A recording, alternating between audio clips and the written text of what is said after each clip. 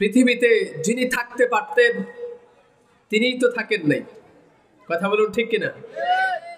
যিনি থাকতে পারতেন তিনিই থাকেন নাই, তিনিই চলে গেছেন। তো আমাদেরকেও যেতে হবে, কিন্তু আমরা যে যাব কি নিয়ে যাব? টাকা পয়সা, বাড়ি গাড়ি, দামি গাড়িগুলো নিয়ে যাব, বিল্ডিং, প্রাসাদ, ক্ষমতা কিছু যাবে? যাবে কি আমল। আল্লাহ পাক এই পৃথিবীতে আমাদেরকে পাঠিয়েছেন ইবাদত করার জন্য। কোন ইবাদত? শিরক মুক্ত ইবাদত। ঠিক কি ঠিক না? কি মুক্ত? শিরক মুক্ত ইবাদত, সুন্দর সুন্দর আমল নিয়ে যাওয়ার জন্য বলেছেন। কথা বলুন ঠিক কিনা? আল্লাহ বলেন বিসমিল্লাহির রহমানির রহিম الذي خلق الموت والحياة ليبلوكم أيكم أحسن عملا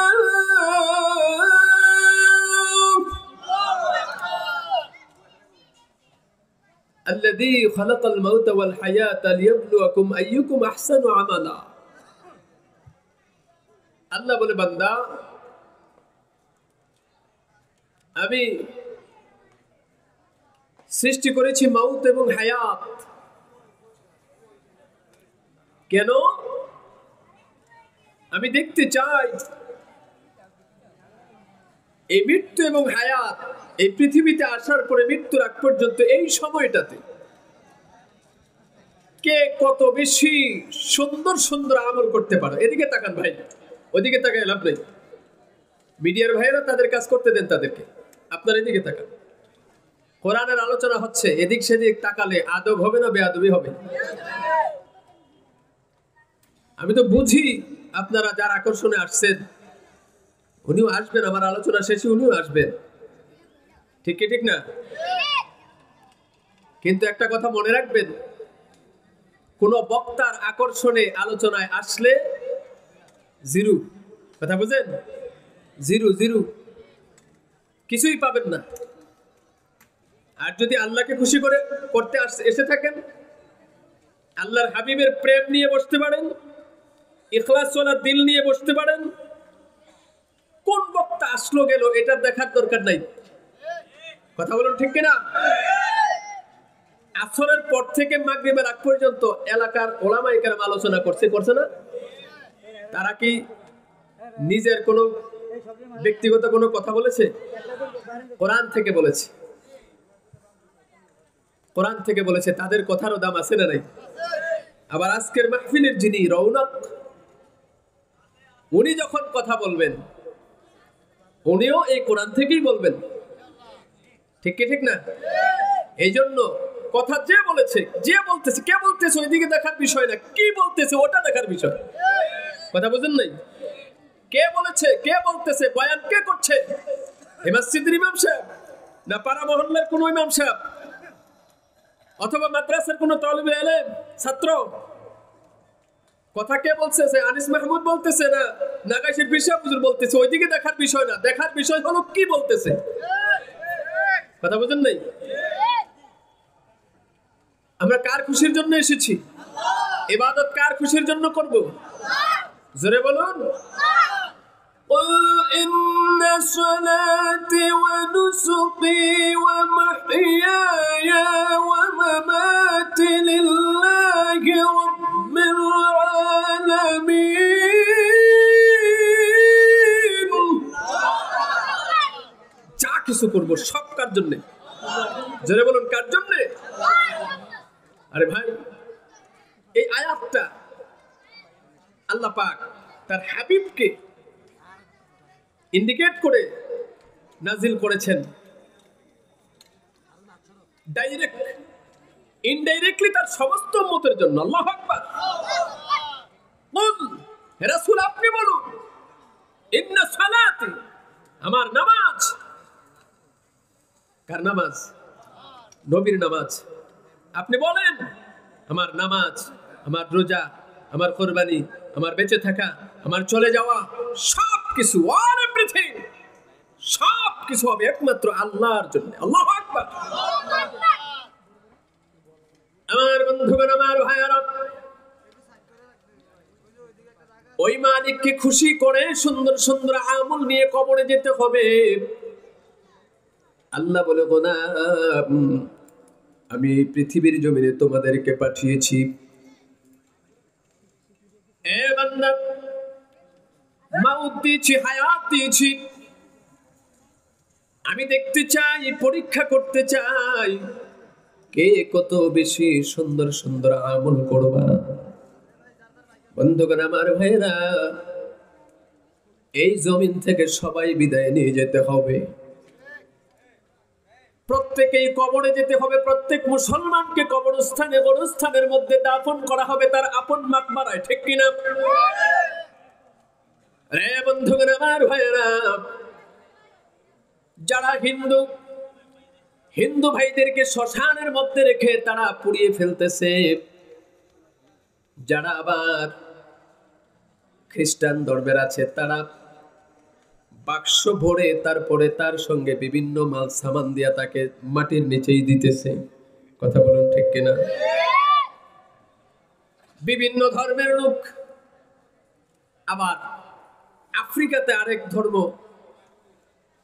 ধরনের লোক আছে, তারা মানুষ মরার পরে পাহাড়ের মধ্যে এরকম ছিদ্র করে, একটা মানুষ যাতে বসে থাকতে পারে ওইরকম ছিদ্র করে ওই ছিদ্রের মধ্যে তাকে ওই জায়গায় বসায় রাখে এবং কিছু মেডিসিন দিয়া বছরের পর বছর তাকে ওই অবস্থায় রাখে। তার আপনজনেরা তাকে যখন ইচ্ছা তখনই গিয়ে তাকে দেখে আসে। থাকলামই আর কি।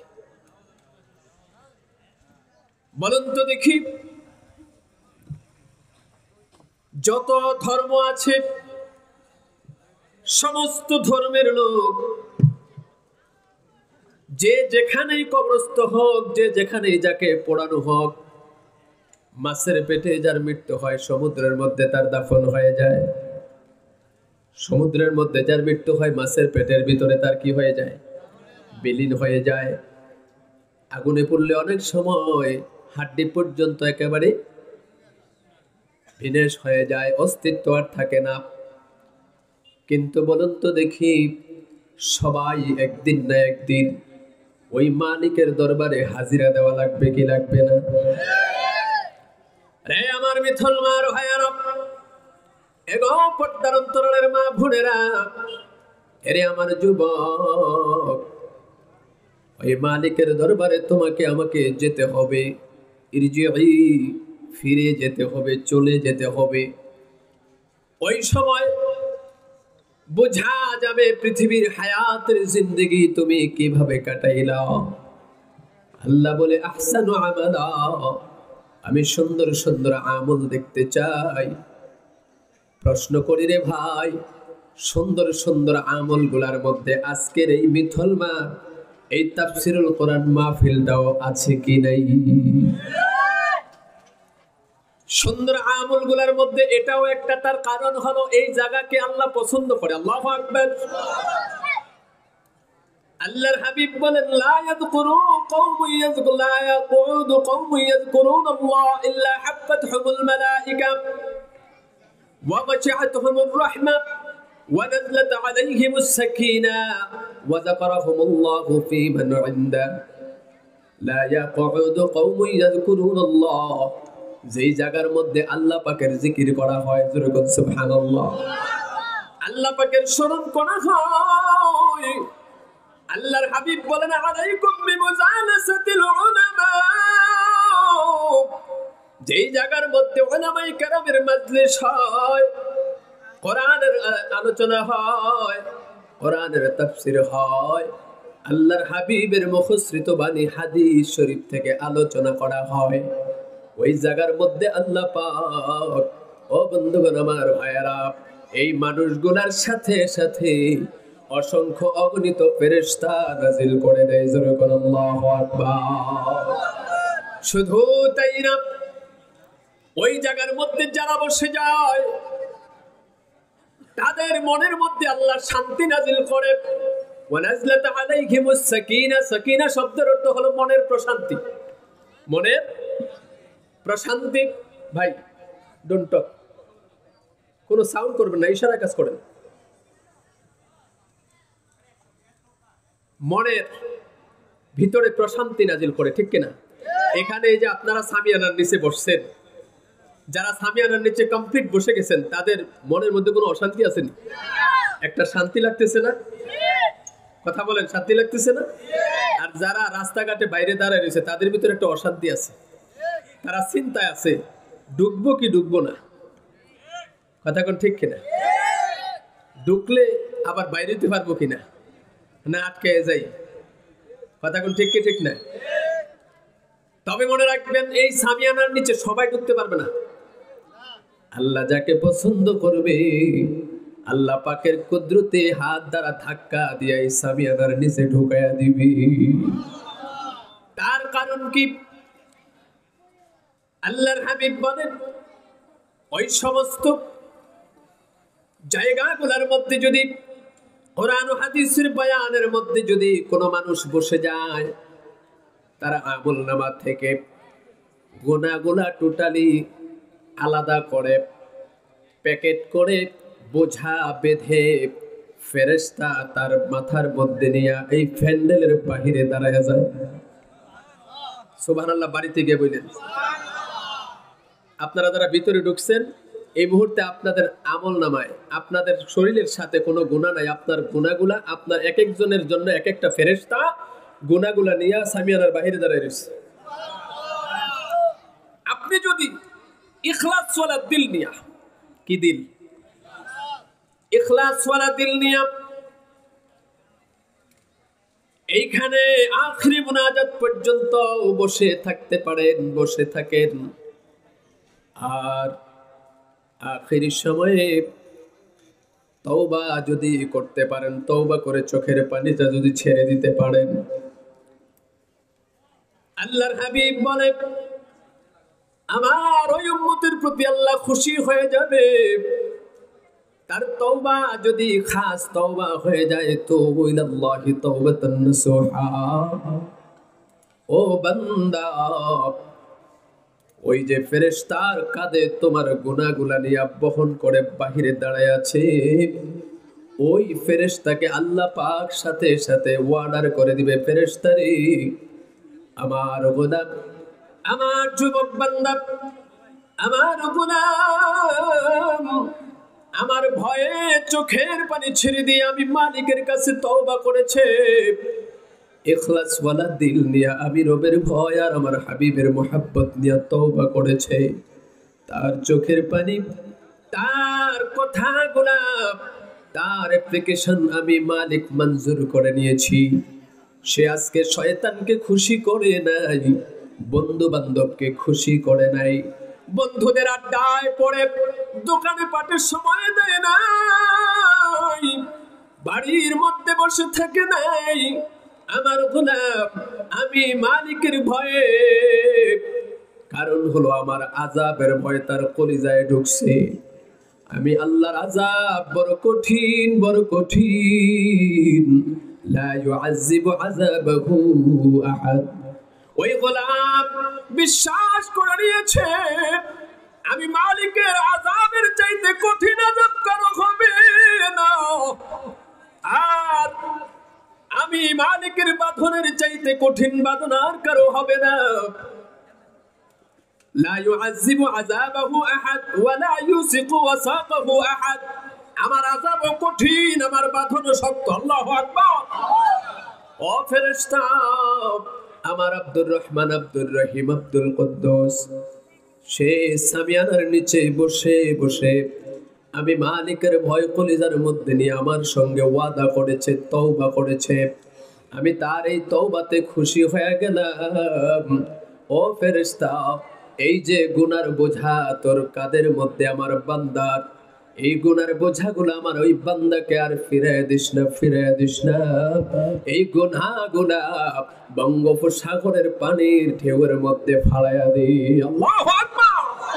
इखलास की अमाल ये जन्नत की हमरा, इखलास की अमाल ये जन्नत की हमरा, फरहेज की मकासद ये जो तक़वा से हसिलमंद, फरहेज की मकासद ये जो तक़वा से हसिलमंद, बेगैर जो अमाल हो इखलास व तक़वा, बेगैर जो अमाल हो इखलास व तक़वा, बर्बाद तेरे जिंदगी ऐ होश नजरमंद, बर्बाद तेरे जिंदगी ऐ होश नजरमंद।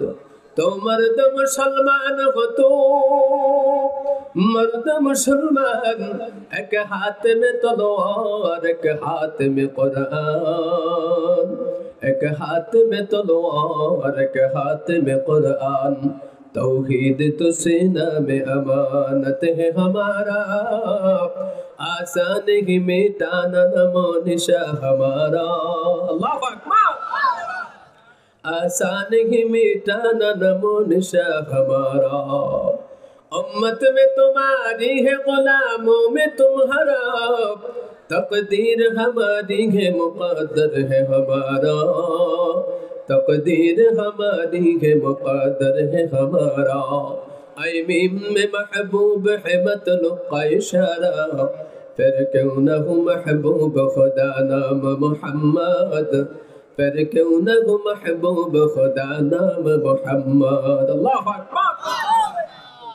ভাইরা আমার, তাহলে আমাদেরকে সুন্দর সুন্দর আমল নিয়ে যেতে হবে, আর সুন্দর আমল যদি করতে হয় চরিত্র সুন্দর হওয়া লাগবে, ঠিক কিনা?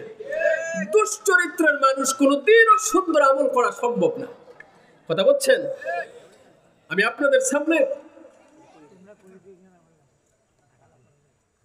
স্টেজে কথা বলেন না মুরব্বি, একটু আস্তে আস্তে কথা বলেন, একটু জিকির করে লা ইলাহা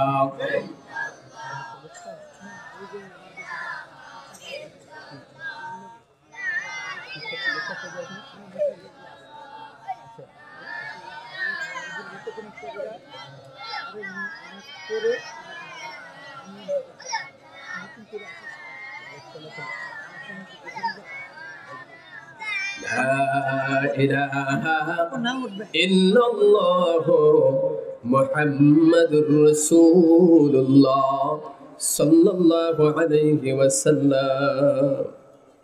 ভাইরা আমার, আমি আপনাদের সামনে সূরা কলম, সূরা কলম, এই সূরা কলম থেকে এবং সূরা আহজাব থেকে আয়াত তেলাওয়াত করেছি। সূরা আহজাবের 21 নম্বর আয়াত এবং সূরা কলমের 4 নম্বর আয়াত। সূরা আহজাবের 21 নম্বর আয়াত আল্লাহ পাক বলেন, লাকাদ কানা লাকুম ফি রাসূলিল্লাহি উসওয়াতুন হাসানাহ। শুরুতে এখানে আল্লাহ পাক দুইটা তাগিদ দিয়েছেন কথাটার ওজন বোঝার জন্য। কোরআনের প্রত্যেকটা কথার প্রত্যেকটা আয়াতের ওজন আছে, ঠিক কি ঠিক না? এটা হচ্ছে আল্লাহ পাকের কথা, আল্লাহ পাকের কথা। তো আল্লাহ পাকের কথার দাম আছে না না? আল্লাহ পাকের কথার দাম আছে। এরপরেও কিছু কিছু আয়াত আল্লাহ পাক এটার দিকে যাতে মানুষ বেশি নজর দেয়, চিন্তা করে যে আল্লাহ পাক কথাটা কি বললেন। আল্লাহ পাকের প্রত্যেকটা কথাই ওজন। এরপরেও কিছু কথা, কিছু আয়াত আল্লাহ পাক এমন ভাবে নাজিল করেছেন যার গুরুত্ব অন্যান্য আয়াতের চাইতে একটু আলাদা। গুরুত্ব প্রত্যেকটারই আছে, কথা বুঝেন নাই আমার? তো এই আয়াতে সূরা আহজাবের 21 নম্বর আয়াত, এই আয়াতে আল্লাহ পাক শুরুতে তাকিদ দুইটা অর্থ বহন করার মতো, ওজন বোঝার জন্য। লাকাদ, যারা উলামায়ে কেরাম তারা বুঝবেন, এখানে প্রথমে লাম, তারপরে কদ। লাম তাকিদ কদ তাকিদ। আল্লাহ পাক বুঝাচ্ছেন অবশ্যই অবশ্যই কানা লাকুম ফি রাসূলিল্লাহি উসওয়াতুন হাসানা, আমার হাবিবের মধ্যে রয়েছে তোমাদের জন্য উত্তম আদর্শ। কার জন্যে? আমাদের জন্য। নবীর আদর্শে আদর্শবান হওয়া আবশ্যক। এই আবশ্যক বোঝানোর জন্য আল্লাহ পাক এখানে লাকাদ শব্দ ব্যবহার করেছেন। অবশ্যই অবশ্যই। মনে করেন আপনি আপনার সন্তানকে একটা কাজ করার জন্য বললেন, বাবা তুমি এই কাজটা করবা, এই কাজটা তুমি কইরো। আর আরেকটা সন্তানকে বললেন, তুমি এই কাজটা অবশ্যই করবা। দুই সন্তানকে আপনি অর্ডার করলেন, দুইটা অর্ডার দুই রকম, একটা নরমাল আর একটা কঠিন। অবশ্যই করতে হবে, অবশ্যই আনতে হবে। আর তুমি একটা জিনিস আনবা, এটা আর অবশ্যই আনতে হবে। দুইটার গুরুত্ব, কথা বলেন, দুইটার গুরুত্ব দুই রকম। মুসলমান ভাইরা রে আমার, আল্লাহ পাক তার হাবিবের সম্মান বোঝানোর জন্য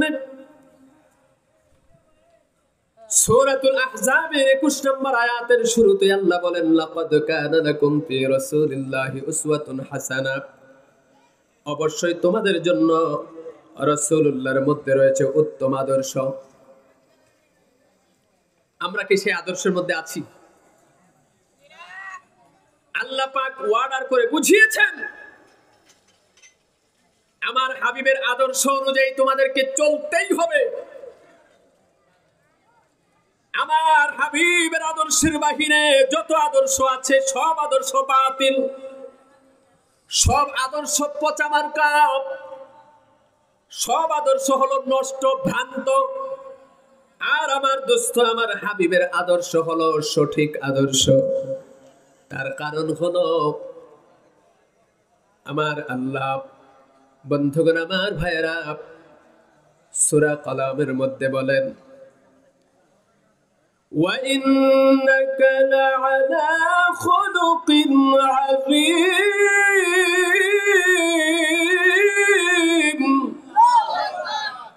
ও জগতের মানুষ, আমি কেন বললাম আমার হাবিবের মধ্যে তোমাদের জন্য উত্তম আদর্শ রয়েছে? কেন বললাম? ওই জন্য বললাম, আমি আমার হাবিবকে, ও বন্ধুগণ আমার ভাইয়েরা, মহান চরিত্র দিয়ে বানিয়েছি। মহান চরিত্রের উপরে অধিষ্ঠিত আছে আল্লাহর হাবিব। চিল্লায় বলেন আল্লাহু আকবার। চরিত্র, এই বিষয়টা মারাত্মক। চরিত্র যদি ভালো হয়, দুনিয়ায়ও ইজ্জত পাওয়া যায়, আখিরাতেও ইজ্জত। চরিত্র ভালো যার, ও আল্লাহর বান্দা বান্দির দাম দুনিয়ার মানুষের কাছে যেমন, ও বন্ধু আল্লাহ পাকের তৈরি ফেরেশতারা, তারাও চরিত্রবান মানুষকে ইজ্জত করে। কথা কোন ঠিক কিনা? ফেরেশতারা ইজ্জত করে, কুল মাখলুকাত সবাই চরিত্রবান মানুষটাকে ইজ্জত করে। আল্লাহু আকবার বলেন। আর যার চরিত্র ভালো না বন্ধু, ওই চরিত্রহীন মানুষকে সমাজের মানুষ ভালোবাসে না, দেশের মানুষ ভালোবাসে না। আল্লাহ পাকের তৈরি জীব জানোয়ার পর্যন্ত তাকে ঘৃণা করে। ঠিক কি ঠিক না? তবে বন্ধু, আমরা আশরাফুল মাখলুকাত, সমস্ত সৃষ্টির শ্রেষ্ঠ জীব আমরা। ঠিক কি ঠিক না? আমরা হলাম সমস্ত সৃষ্টির শ্রেষ্ঠ জীব। 18,000 মাখলুকাতের মধ্যে সবচাইতে শ্রেষ্ঠ ইনসান। সবচাইতে শ্রেষ্ঠ কারা? রে আমার ভাইয়েরা, আল্লাহ পাক আমাদেরকে শ্রেষ্ঠত্ব দান করলেন, কিন্তু দেখা যায় আফসোসের ব্যাপার, কিছু কিছু নারী পুরুষ তাদের চরিত্রের কারণে শ্রেষ্ঠ আশরাফুল মাখলুকাত হওয়ার পরেও তাদের চারিত্রিক গুণাবলীর কারণে তারা আশরাফুল মাখলুকাত থেকে নামতে নামতে এত নিচে নেমে যায়। আল্লাহ বলেন উলাইকা কাল আনআম বাল হুম আদাল, তারা তখন ওই পর্যায়ে চলে যায় আমার চতুষ্পদ জানোয়ারের চাইতেও আরো নিকৃষ্ট হয়ে যায়। চিল্লায়ে কোন নাউযুবিল্লাহ। আল্লাহর হাবিব বলেন দেখবা তোমরা তাদের চোখ আছে, হাত আছে, পা আছে, দেখতে মানুষের মতো দেখা যায়, কিন্তু বাস্তবে তারা মানুষ নয়। আল্লাহ পাক বলেন তারা চতুষ্পদ জানোয়ারের চাইতে আরো নিকৃষ্ট। قال النبي صلى الله عليه وسلم الدنيا زيفة وطالبها قلاب। আল্লাহর নবী বলেন এই দুনিয়াটা হচ্ছে পচা মরা বস্তুর ন্যায়, আর এই দুনিয়াদার মানুষ যারা তারা কুকুরের মতো। জোরে কোন নাউযুবিল্লাহ।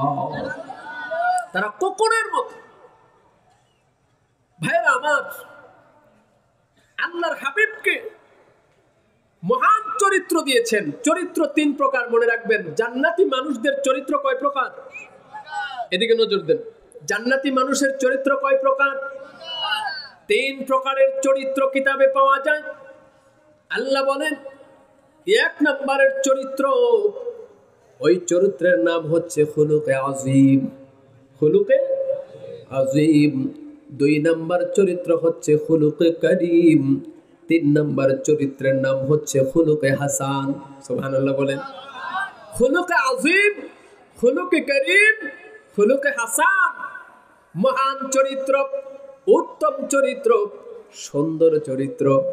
সুবহানাল্লাহ কোন মহান চরিত্র যেটা, ও বন্ধুগণ আমার ভাইয়েরা, এই মহান চরিত্রটা আল্লাহ পাক শুধুমাত্র একজনকে দিয়েছেন। চরিত্র তিন প্রকার, এদিকে তাকান। খুলুকে আযীম, খুলুকে করিম, খুলুকে হাসান। একটা হচ্ছে মহান চরিত্র, আরেকটা হলো উত্তম চরিত্র, আরেকটা হলো সুন্দর চরিত্র। এই তিন চরিত্রের মানুষ জান্নাতি। সুবহানাল্লাহ। তবে মহান চরিত্র খুলুকে আযীম, এই চরিত্র আল্লাহর হাবিবকে শুধু দিয়েছেন। আল্লাহর নবী কেমন চরিত্রবান শুনুন বন্ধুগণ আমার ভাইয়েরা। আল্লাহর হাবিব এমন চরিত্রবান ছিলেন, নবীজিকে কেউ যদি আঘাত করত, আল্লাহর নবী তার হাত ধরে বলতেন ভাই আমাকে যে তুমি আঘাত করেছো, তুমি কি ব্যথা পেয়েছো নাকি? সেই নবী, যেই নবীর শরীরের মধ্যে মশা মাছি বসা হারাম, ওই নবী আমার হযরত ওমরের সাথে দাঁড়ায় কথা বলতেছেন। ইন্দে বিনতে একজন কাফের আল্লাহর হাবিবের পিছন দিক থেকে এসে আল্লাহর নবীর কোন কোন বর্ণনায় পাওয়া যায় নবীজির পিছন দিক থেকে জামা মুবারকের মধ্যে ধরে হেসকা টান মারছে। কোন কোন বর্ণনায় পাওয়া যায় আল্লাহর হাবিবের ঘাড়ের মধ্যে, কাঁধের মধ্যে রুমাল মুবারক ছিল, ওই রুমাল ধরে এইভাবে দুই দিক থেকে এইভাবে টান মারছে। আল্লাহর হাবিবের চেহারা মুবারক লাল হয়ে গেছে, দম মনে হয় বন্ধ হয়ে যাবে। এইভাবে টান মেরে আল্লাহর হাবিবকে এত কষ্ট দিয়েছে। আল্লাহর হাবিব পিছনের দিকে তাকায় দেখে এমন লোকের পিছন থেকে এসে টান মারছে যেই লোকটা কাফের এবং এই লোকটা হলো পাওনাদার। সে টান মেরে বলতেছে মুহাম্মদ, সকলে বলি সাল্লাল্লাহু। ও মুহাম্মদ, তুমি টাকা নেওয়ার বেলায় নিয়েছো, দেওয়ার বেলায় মনে থাকে না? আল্লাহর হাবিব বললেন ভাই তুমি যে আমার কাছে টাকা পাবা এটা তো আমার খেয়াল আছে, মনে আছে, তবে একটু কথা শুনুন, আল্লাহর নবী ওই যে ধার করেছেন এটা নিজের জন্য করেন নাই। নবীর একজন সাহাবী বিপদে পড়ে আল্লাহর হাবিবের কাছে হাত পেতেছিলেন। আল্লাহর হাবিবের আদর্শ হলো এমন, নবীর কাছে কেউ জীবনে হাত পেতে খালি ফিরে যায় নাই।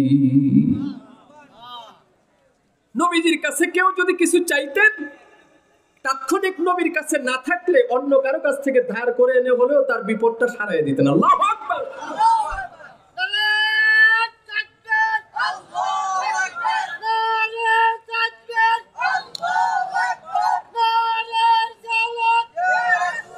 ভাইরা আমার,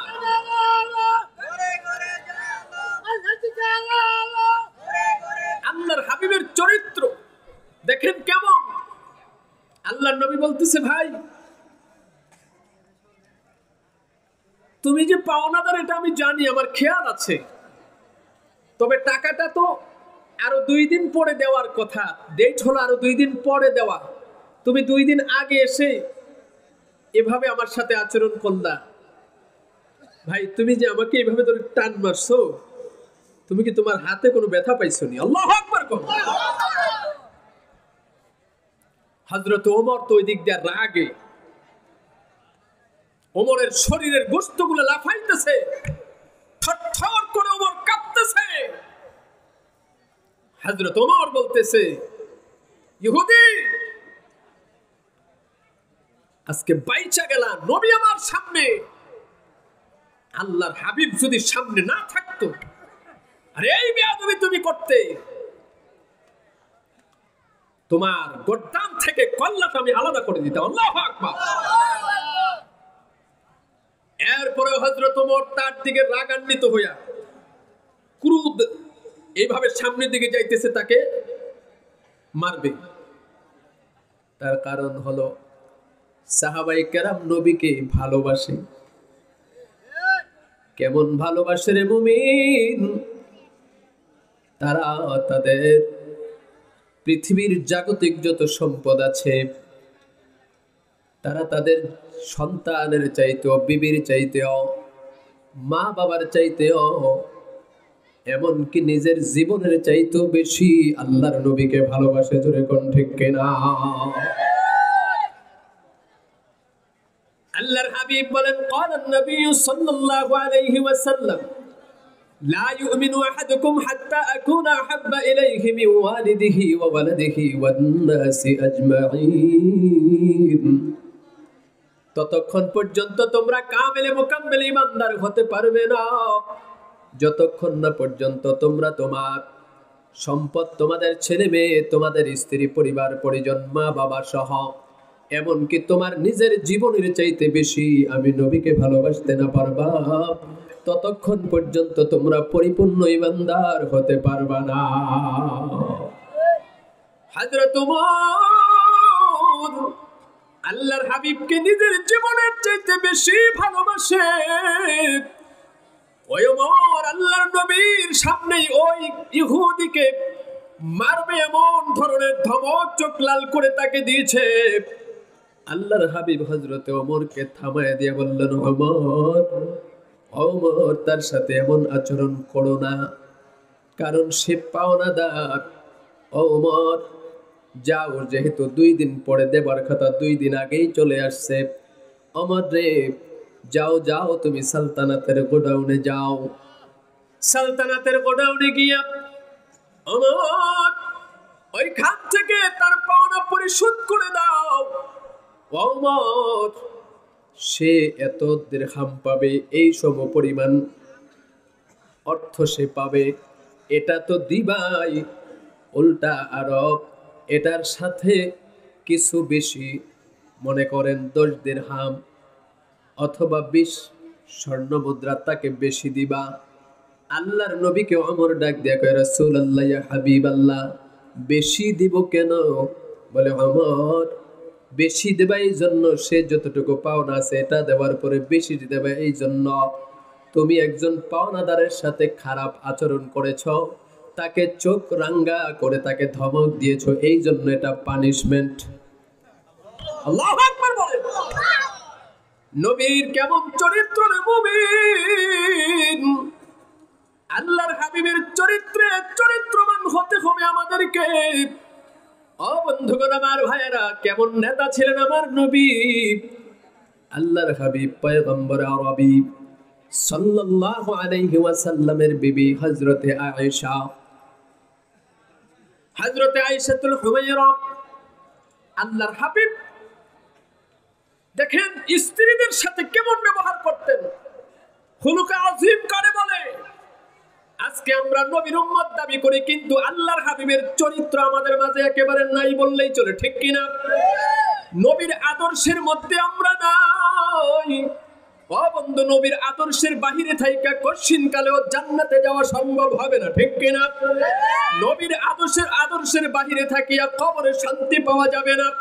নবীর আদর্শের বাহিরে থাকলে দুনিয়ায় বেইজ্জতি হওয়া লাগবে। নবীর আদর্শের বাহিরে থাকলে ও বন্ধুগণ আমার ভাইয়েরা, ফেরেশতাদের কাছে বেইজ্জতি হওয়া লাগবে, পরিণাম ফল জাহান্নাম। কথা কোন ঠিক কি ঠিক না? আল্লাহর হাবিব আম্মা জান আয়েশাতুল হুমায়রাকে ও বন্ধু আদর করে হুমায়রা বলে ডাকতো। কি বলে? হুমায়রা। হুমায়রা শব্দের অর্থ হলো লাল বুড়ি। যারা দাদা, নানা, দাদি, নানি, তাদের নাতনি নাতি যখন হয়, ছোট বাচ্চা যদি সুন্দর হয়, তখন তারে কি বলে? আদর কইরা লাল বুড়ি কয়। কথা কোন ঠিক কিনা? মুহাব্বতে। এটা কিসে? আম্মা জান আয়েশাতুল হুমায়রা, আয়েশা বিনতে আবু বকর, সে ছিল লাল সুন্দর। কি সুন্দর? লাল সুন্দর ছিলেন। আল্লাহর নবীর বিবিদের মধ্যে সর্বকনিষ্ঠ স্ত্রী হযরতে আয়েশা, আবু বকরের কন্যা আয়েশা। আল্লাহর নবী তাকে মুহাব্বত করে মায়া করিয়া তাকে হুমায়রা ডাকতো। আয়েশাতুল হুমায়রা আল্লাহর নবীর বিবি। ও বন্ধুগণ আমার ভাইয়েরা, স্বামী হিসাবে নবীর চরিত্র কেমন ছিল? এ বন্ধু, আল্লাহর হাবিবের স্ত্রী আয়েশা বলেন, আল্লাহর নবী একদিন বাহিরে চলে গেছেন দ্বীনের দাওয়াত দেওয়ার জন্য, রুবুবিয়াতের দাওয়াত দেওয়ার জন্য, ওয়াহদানিয়াতের দাওয়াত দেওয়ার জন্য বের হয়ে গেলেন। আল্লাহর হাবিব সারাদিন শ্রান্ত ক্লান্ত হয়ে যখন বাড়ির মধ্যে ফিরছেন, ওই মুহূর্তে আমি আয়েশা বাড়িতে ছিলাম না। আল্লাহর নবী প্রখর রৌদ্রে উত্তপ্ত মরুভূমির বালি দিয়ে হেঁটে হেঁটে ইসলামের দাওয়াত দিয়ে বাড়িতে এসে দেখতেছে তার স্ত্রী দুপুর গড়িয়ে, ও বন্ধু, অর্থাৎ লাঞ্চ টাইম পার হয়ে অনেক সময় পার হয়ে গেছে। ওই টাইমে নবীজি বাড়িতে আসছে। পেটে ক্ষুধা আছে না নাই? পেটে ক্ষুধা নিয়ে আসছে, ক্লান্ত হইয়া। মনে করেন জমিনের মধ্যে লোকজন যখন কাজ করতে যায়, কি করতে যায়? প্রখর রৌদ্রে যখন কাজ করার জন্য যায়, দুপুর যখন হয় তখন খাবারের জন্য কর্মবিরতি দিয়ে বাড়ির দিকে ফিরে আসে।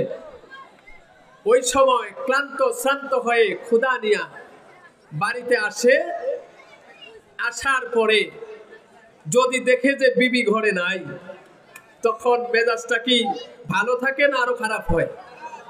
জোরে বলো। মেজাজ চড়া হয়ে যায়, ঠিক কি ঠিক না? মনে করেন হাল চাষ করার জন্য গেছে, হাল চাষ করার জন্য মনে করেন মুরব্বি গেছে। হাসতেছেন কেন? মুরব্বি বলা যাবে না? মুরব্বিদের এখন ভাইরাল টপিক হয়ে গেছে, ঠিক কি ঠিক না?